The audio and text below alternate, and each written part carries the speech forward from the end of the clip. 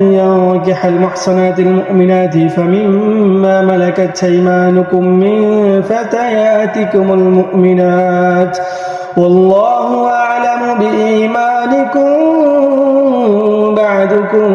من بعد فانكحوهن بإذن أهلهن وآتوهن أجورهن بالمعروف محصنات غير مسافحات ولا متخذات أخدان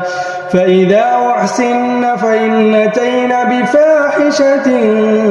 فعليهن نصف ما على المحصنات من العذاب ذلك لمن خشي العنة منكم وأن تصبروا خير لكم والله غفور رحيم يريد الله ليبين لكم ويهديكم سنن الذين من قبلكم ويتوب عليكم الله عليم حكيم والله